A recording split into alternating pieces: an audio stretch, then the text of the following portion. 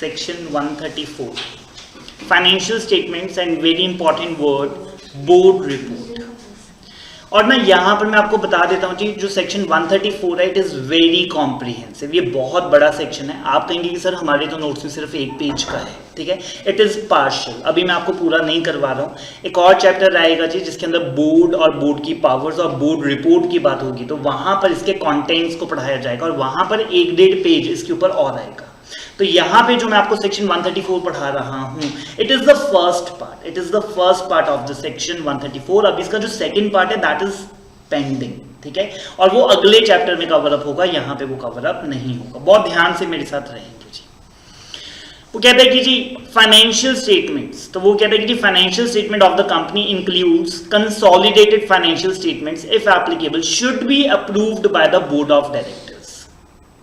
तो हमने कहा कि सर जो हमारी क्या है फाइनेंशियल स्टेटमेंट्स है वो बोर्ड ऑफ डायरेक्टर्स उसको अप्रूव करेंगे और before such statements are sign, ठीक है, पहले उसको अप्रूव करेंगे, उसके बाद साइन करेंगे और साइन करने के बाद उसे ऑडिटर्स को दे दिया जाएगा। और ये सब कुछ एक ही बोर्ड मीटिंग में हो रहा है, एक ही बोर्ड मीटिंग में हो रहा है। फिर से रीड कर रहा हूं, financial statements of the company including the consolidated, ठीक है जी। आपको पता ही है अगर आपकी सब्सिडरी है एक या एक से ज्यादा, या फिर आपकी एसोसिएट कंपनी है या आपके जॉइंट वेंचर है, इन दैट केस आपको कंसोलिडेटेड फाइनेंशियल स्टेटमेंट्स बनानी रहती हैं। Should be approved by the board of directors before such statements are sign, ठीक है। पहले आप अप्रूव करेंगे, कौन अप्रूव करेगा? बोर्ड, ठीक है। और हमने कहा सर ये मीटिंग में ही करना पड़ेगा, the answer is big yes. ये one of the most important board meeting है पूरे साल की। आगे जाकर मैं आपको बताऊंगा साल में कम से कम कितनी बोर्ड मीटिंग्स होनी चाहिए। लेट अस से द आंसर इज 4, कम से कम 4 बोर्ड मीटिंग्स होनी चाहिए। आप में से पूछेंगे सर चारों में से फिर भी किसी एक को आप रैंक करना चाहते हो जो सबसे इंपॉर्टेंट हो, वो ये वाली बोर्ड मीटिंग है, ठीक है। This is the board meeting जो एजीएम से पहले की जा रही है, एजीएम से पहले की जा रही है। तो इसी बोर्ड मीटिंग के अंदर जब हमारा साल खत्म हो गया और उसके अकाउंट्स अब सारे बन के तैयार हैं, हम पहले अकाउंट्स को अप्रूव करेंगे। स्टेप नंबर 1 अकाउंट्स को अप्रूव किया जाएगा। स्टेप नंबर 2 उसको साइन किया जाएगा। स्टेप नंबर 3 हम उन अकाउंट्स को हैंड ओवर करेंगे ऑडिटर को कि सर ये अकाउंट्स हमारी तरफ से फाइनल है।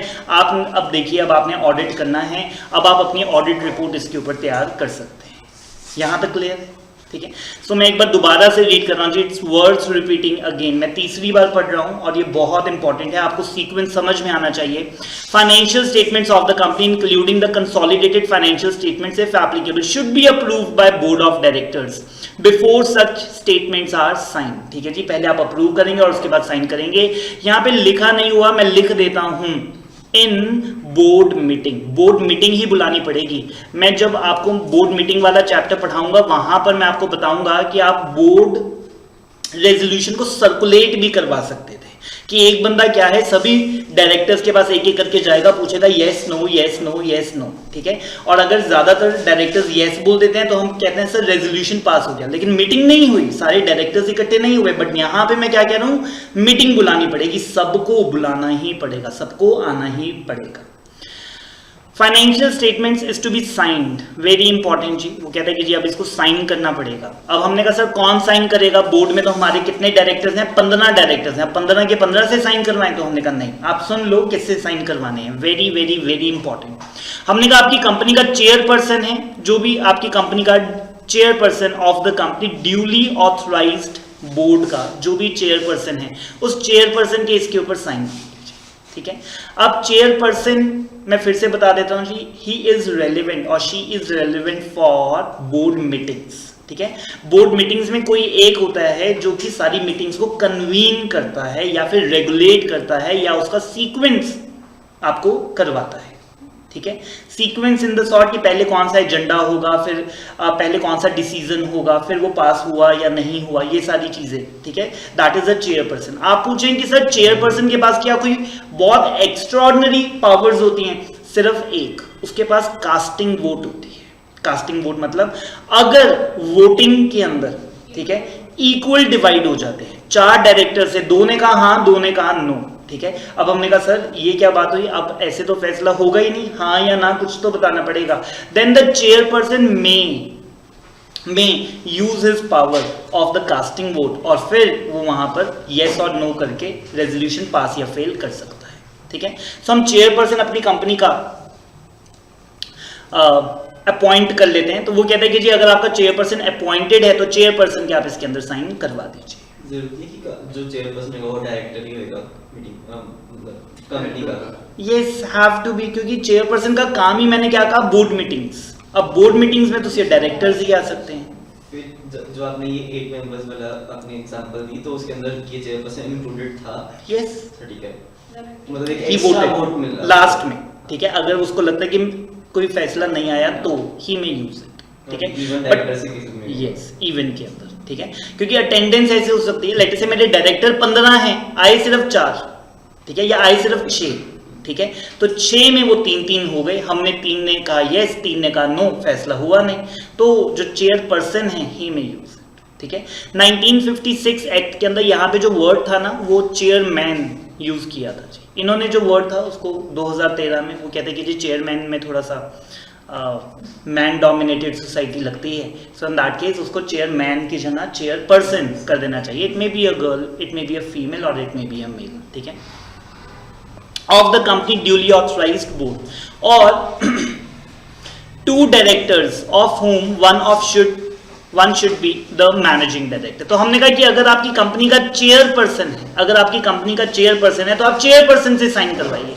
चेयरपर्सन कर दे या फिर कोई 2 डायरेक्टर्स, मैं फिर से बोल रहा हूं, या फिर तो चेयरपर्सन कर दे या कोई 2 डायरेक्टर्स कर दे, जिसमें से एमडी का होना जरूरी है, जिसमें एक एमडी का होना जरूरी है।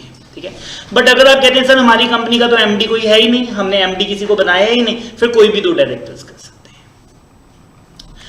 सो मैं दोबारा से बता रहा हूं, जो फाइनेंशियल स्टेटमेंट्स आपने अभी अप्रूव की हैं और उसके बाद अप्रूव करने के बाद बोर्ड ऑफ डायरेक्टर उसको साइन करेंगे। साइन कौन करेगा? तो मैंने कहा कि जी क्या वर्ड है, चेयरपर्सन ऑफ द कंपनी। मैं आपसे यहां पे एक सवाल पूछना चाहता हूं। लेट अस से रिलायंस इंडस्ट्रीज के अंदर 5 साल के लिए हमने चेयरपर्सन अपॉइंट किया, किसको? मिस्टर अंबानी को। लेकिन मिस्टर अंबानी की जी थोड़ी सी तबीयत खराब है, वो लीलावती हॉस्पिटल में एडमिटेड है, just regular checkup, nothing serious. ठीक है, लेकिन बोर्ड मीटिंग हमारी जो है जी उसके लिए वो आ नहीं पाएंगे। ठीक है, और उन्होंने कहा कि जी कोई बात नहीं, हम एक बोर्ड मीटिंग के लिए अनीता अंबानी को चेयरपर्सन बना रहे हैं। ठीक है जी, और वो यही वाली बोर्ड मीटिंग है जिसमें आपने अपनी साल की फाइनेंशियल स्टेटमेंट्स को अप्रूव करना है और उसके बाद साइन करना है और उसके बाद हैंड ओवर करना है टू द ऑडिटर्स, ताकि वो अपनी रिपोर्ट भी उसके ऊपर दे सके। ये बात क्लियर हुई? सो जो चेयरपर्सन ऑफ द कंपनी थे वो उस दिन आए नहीं जी। ठीक है, और उन्होंने एक बोर्ड मीटिंग के लिए चेयरपर्सन किसको बना दिया? नीता अंबानी को। यहां तक क्लियर है? अब my question to you is, sign कौन करेगा जी? मिस्टर अंबानी उधर आईसीयू में बैठे हैं जी। ठीक है, और उन्हीं से साइन करवाएं कि नीता अंबानी से साइन करवाएं? बिकॉज क्योंकि चेयरपर्सन तो उस बोर्ड मीटिंग में Nita Ambani. How many of you say कि सर मिस्टर अंबानी के साइन ही करवाने पड़ेंगे। आप अप्रूव कर लीजिए, उसके बाद जो किताबें हैं उनको हॉस्पिटल लेकर जाना और अंबानी जी को कहना कि जी वो साइन करें। साइन नहीं कर पा रहे तो अंगूठा लगा दें, कुछ भी नहीं। Nita Ambani is the chairperson for that meeting, duly authorized, duly appointed, well within the time. Authorized by whom? Mister Ambani and the board. ठीक है, हाउ मेनी ऑफिस के सर मिस्टर अंबानी के ही साइन चाहिए? No one. सारे बड़े आप काइंड हार्टेड हैं। और कितने कहते हैं कि सर नीता अंबानी के साइन पे चल जाएंगे? Because she is the chairperson of that meeting. ठीक है, not the company but of that meeting. Majority is wrong, of the company लिखा ही हुआ है जी, चेयरपर्सन ऑफ द कंपनी के ही साइन चाहिए जी। ठीक है, नॉट ऑफ दैट मीटिंग। ठीक है, it was very apparent. So chairperson of the company, तो बोर्ड अप्रूव करेगा, बोर्ड मीटिंग भी वैलिड है जी, बिकॉज द नीता अंबानी जो हैं दे आर द चेयरपर्सन और वो मीटिंग को ड्यूली कन्वीन करवा रहे हैं, सब कुछ रन कर रहे हैं, अप्रूव भी कर रहे हैं, साइन नहीं कर सकते because she is not the chairperson of the company, she is the chairperson of that board meeting, not of the company. So in that case mister Ambani के ही साइन यहाँ पर चलेंगे। लेकिन अगर आप कहते हैं sir chairperson is not available, तो कोई भी 2 डायरेक्टर कर सकते हैं। अगर आपकी कंपनी में कोई एमडी है तो एमडी के साइन होने जरूरी है, एमडी के साइन होने जरूरी है। वेरी इंपॉर्टेंट वर्ड, उसके बाद आता है जी एंड। हमने कहा और किसकी साइन करवाने हैं, तो कहते हैं अगर आपकी कंपनी में सीईओ है, केएमपीज की बात हो रही है, केएमपीज के अंदर मैं आपको बताऊंगा की मैनेजरियल पर्सोनल के अंदर।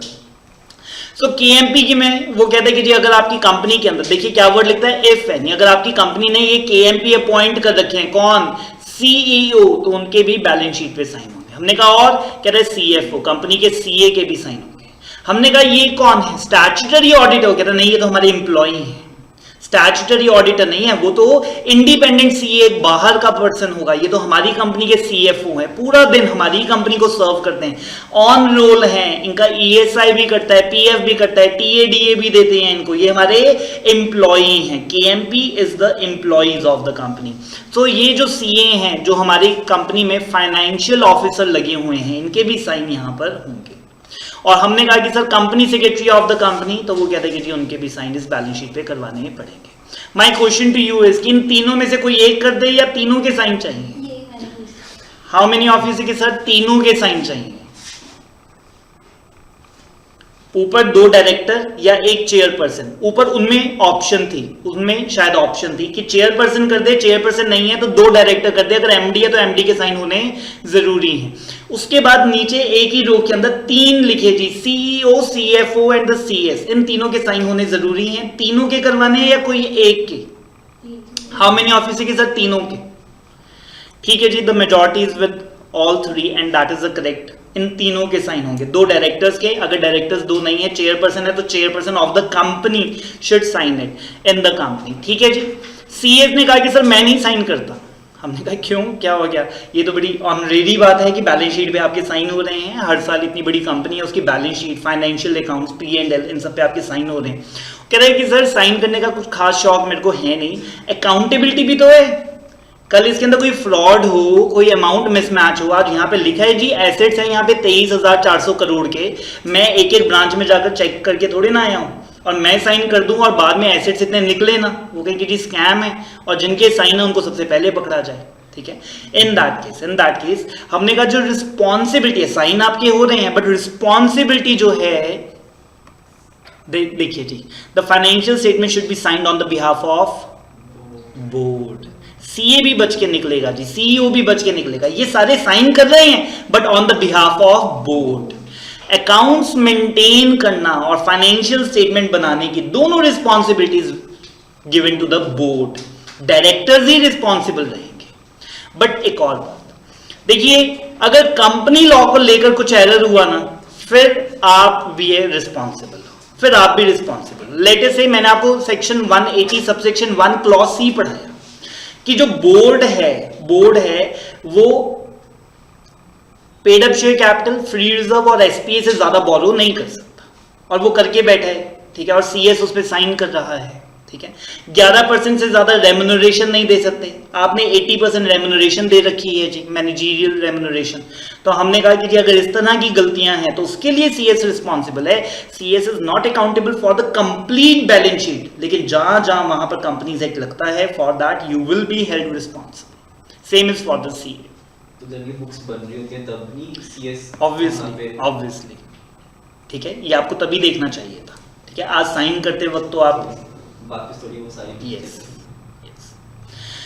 लेकिन वो कहता है कि जी ये मैंने आपको 5 जन बता दिए जिन्होंने साइन करने हैं। ठीक है, 5 या 4 होंगे, चेयरपर्सन अकेला भी बहुत है, नहीं तो फिर 2 डायरेक्टर्स चाहिए जिसमें से एमडी होना चाहिए। 3 जन अगर आपकी कंपनी में है तो उन तीनों के भी साइन चाहिए। हमने कहा सर ओपीसी में तो एक ही डायरेक्टर होता है, तो वो कहता है हाँ, ओपीसी के अंदर एक अकेला डायरेक्टर भी साइन कर देगा तो चलता है, क्योंकि ओपीसी में मैंने बताया था only 1 member and minimum 1 director.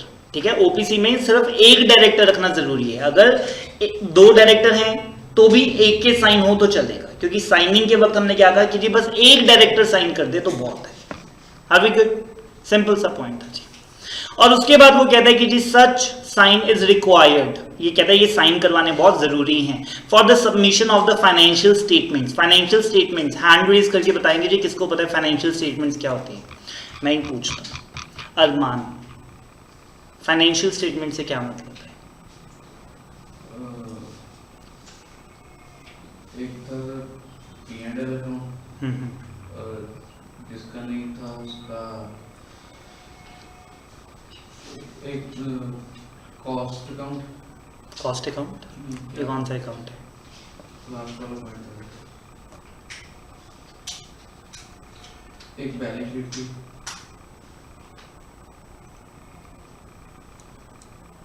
Anyone else?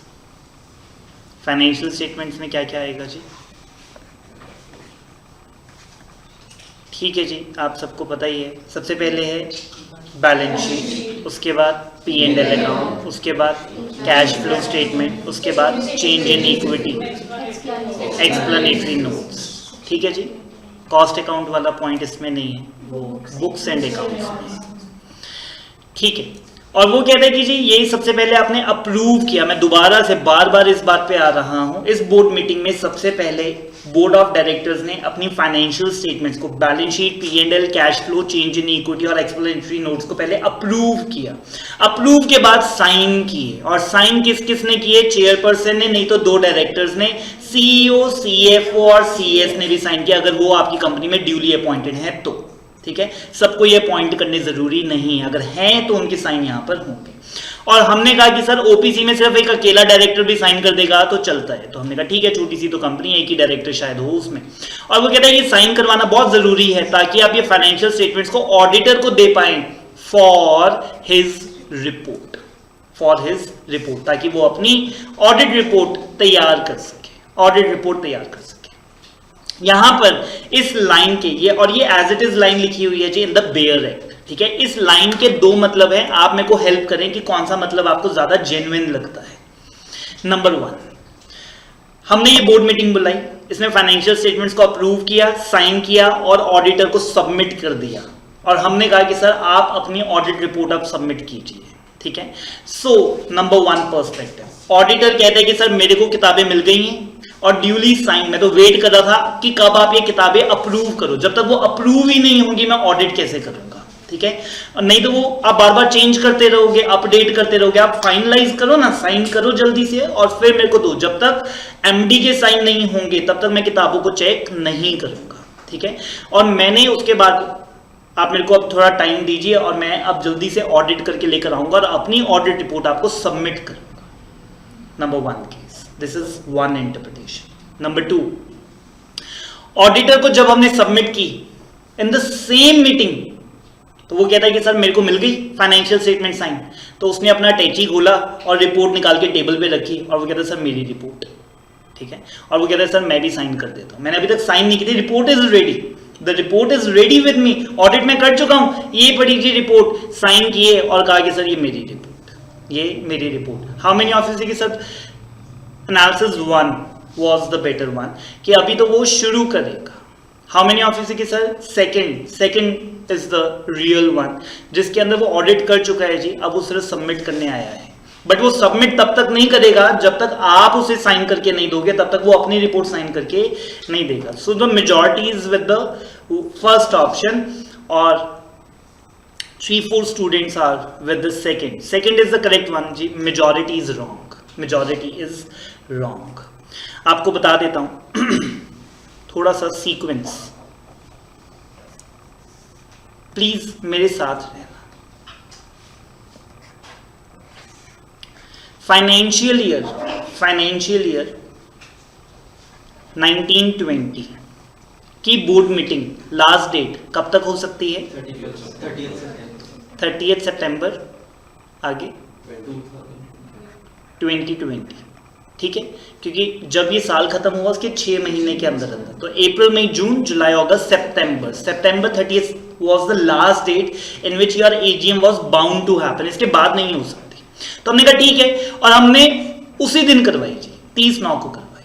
तो 30/9 के दिन आपको मैं बता देता हूं, अगले फाइनेंशियल ईयर के लिए डायरेक्टर्स और ऑडिटर्स अपॉइंट किए जाते हैं। अभी तक आपको मैंने बताया ही नहीं कि एक AGM में ऑर्डिनरी बिजनेस क्या होता है। ऑर्डिनरी बिजनेस जो कि हर AGM में होता ही होता है, उन 4 के अलावा कुछ और ट्रांजैक्शन करोगे then it will be a special business. ठीक है, जो एक्स्ट्रा ऑर्डिनरी है, जो रूटीन में नहीं होता। तो फिर ऑर्डिनरी बिजनेस के अंदर ये रहता है कि द अपॉइंटमेंट ऑफ ऑडिटर्स। ठीक है, तो आपने यहां पर late us say ABC chartered accountants की फर्म है, ठीक है, ABC and associates chartered accountant की फर्म है, उनको अपॉइंट किया as an auditor for which year, obviously 2021 के लिए, ठीक है, और इनको पूरे साल का ऑडिट करना है, पूरे साल का ऑडिट करना है, ठीक है।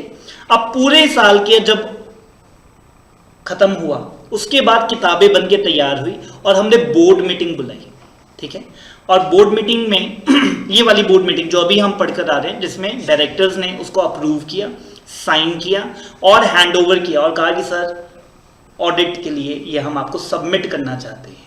अगर आप कहते हैं कि सर आज वो ऑडिट शुरू करेगा, then it is too late, ठीक है। आपको मैं जनरली बता रहा हूं, ये बोर्ड मीटिंग प्रैक्टिकल वर्ल्ड में AGM से 45 डेज पहले होती है, एक स्टैंडर्ड जो बना हुआ है, ठीक है।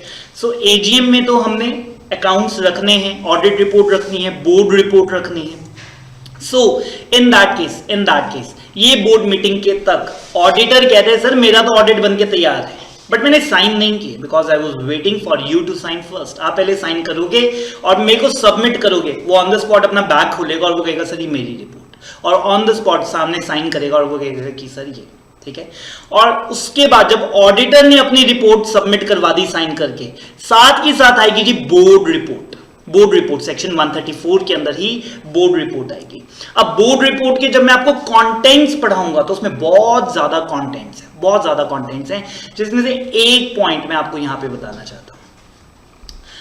ऑडिटर ने अगर अपनी रिपोर्ट में कोई एडवर्स रिमार्क दिया है, ये ऑडिटिंग में CAs को पढ़ाया जाता है, ठीक है, कि एक डिस्क्लेमर है, एक एडवर्स रिमार्क है, क्वालिफिकेशन है, क्लीन रिपोर्ट है, ठीक है। एडवर्स रिमार्क मतलब कि सर ये कंपनी में ये गलत है, ठीक है, ये चीज हमें गलत मिली है, कोई फ्रॉड हुआ है या कंपनी ये अकाउंटिंग स्टैंडर्ड फॉलो नहीं कर रही, और क्वालिफिकेशन भी यही बात होती है कि इसको छोड़ के बाकी सब ठीक है, ठीक है, ये एक अमाउंट गलत लगती है या ये हम चेक नहीं कर पाए, इसके अलावा बाकी सब कुछ ठीक था, ठीक है।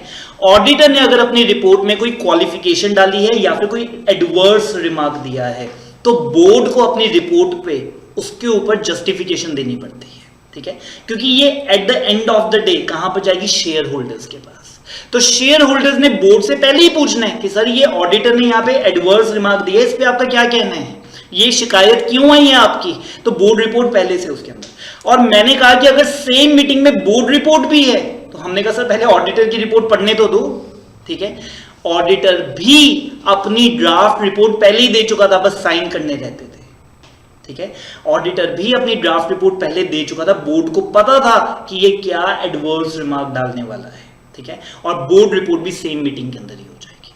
मैंने पहले ही बोला कि ये बोर्ड मीटिंग पूरे साल की सबसे इंपॉर्टेंट बोर्ड मीटिंग है। क्या क्या हुआ, नंबर 1 इसमें फाइनेंशियल स्टेटमेंट्स अप्रूव की गई, अप्रूव के बाद साइन की गई, साइन के बाद सबमिट की गई to the auditor for their report.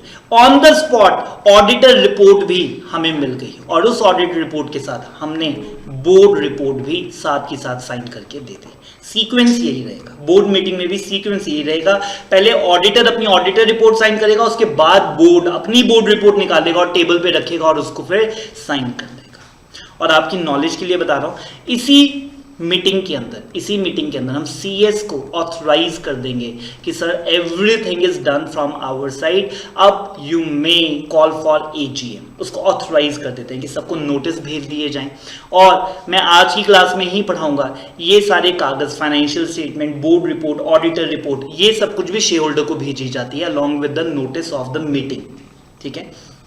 तो ये सब कुछ इसके अंदर रेडी हो गया, ठीक है। मैं इतना आगे नहीं लेके जाता। इस बोर्ड मीटिंग में क्या क्या होगा, आप अप्रूव करेंगे, साइन करेंगे, सबमिट करेंगे, ऑडिटर रिपोर्ट आएगी और साथ के साथ बोर्ड रिपोर्ट भी आएगी। Okay, section 134 subsection 2। अब ये जो ऑडिटर रिपोर्ट है, it is required to be attached to every financial statement.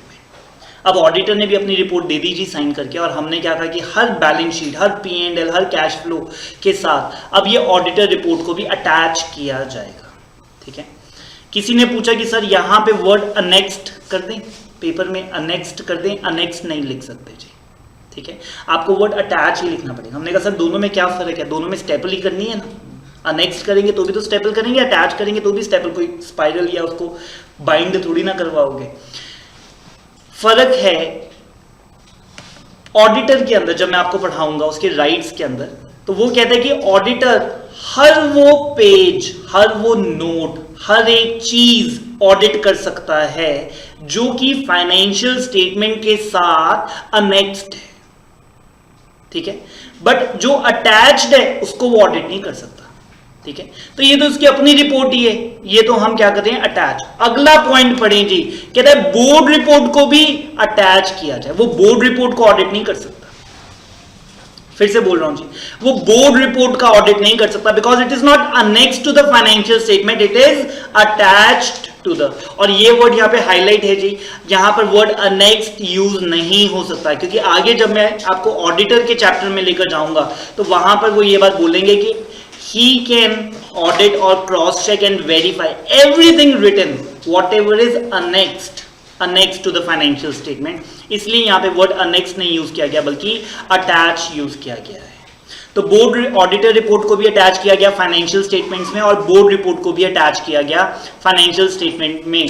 जो फाइनेंशियल स्टेटमेंट एजीएम के अंदर कंपनी अपने शेयर होल्डर्स के सामने ले डाउन करेगी, जो उनके सामने प्रेजेंट करेगी, तो उसके साथ वहां पर फाइनेंशियल स्टेटमेंट का मतलब ऑडिटर रिपोर्ट भी होगा और बोर्ड रिपोर्ट भी होगा।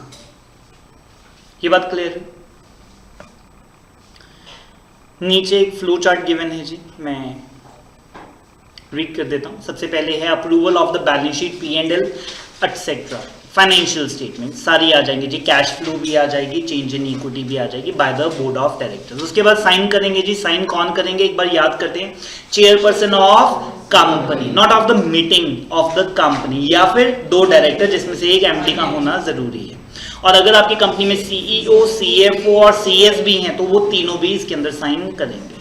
उसके बाद ये फाइनेंशियल स्टेटमेंट जो साइंड है, signed financial statement will be submitted to statutory auditor for their report. उसके बाद ऑडिट रिपोर्ट साइन होगी और उसके बाद बोर्ड रिपोर्ट साइन होगी, और बोर्ड रिपोर्ट कौन साइन करेगा? चेयरपर्सन उसको साइन करेगा।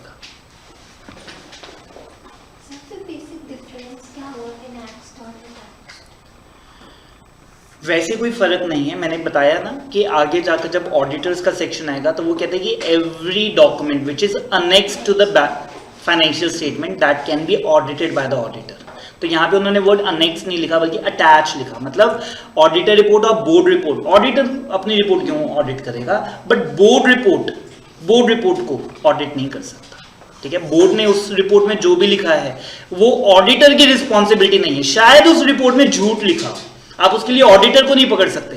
आप कहेंगे कि सर आपने चेक नहीं की, वो कहता है मैंने ही चेक की, बट हमने कहा कि फाइनेंशियल स्टेटमेंट के साथ जो भी अनेक्स किया जाता है वो आपको चेक करना चाहिए था।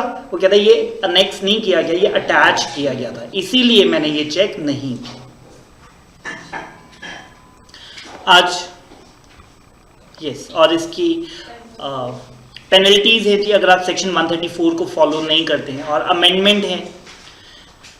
वो कहता है कि if the company is in the default in the provision of this section, तो कंपनी को जो फाइन लगेगा वो 3 लाख रुपए का लगेगा, और एवरी ऑफिसर को जो फाइन लगेगा वो 50,000 रुपए का लगेगा, ठीक है जी। फिक्स्ड गिवन है, ना कोई मिनिमम ना मैक्सिमम, कोई रेंज नहीं गिवन। उन्होंने कहा 3 लाख और 50,000, कंपनी के ऊपर 3 लाख। आप ना इस तरह के पैराग्राफ्स को जरूर हैबिट डालिए क्लास में, या फिर घर जाकर जब आप रिवाइज करते हैं उसको समरी में लिख दीजिए कि कंपनी के ऊपर जो पेनल्टी है वो 3 लाख की है, और जो एवरी ऑफिसर है उसके ऊपर जो पेनल्टी है वो 50,000 की है, ताकि पेपर में या जब आप रिवाइज कर रहे हो आपको पूरा पैराग्राफ ना पढ़ना पड़े, आपको सिर्फ ये 2 वर्ड पढ़े और आप चलें आगे।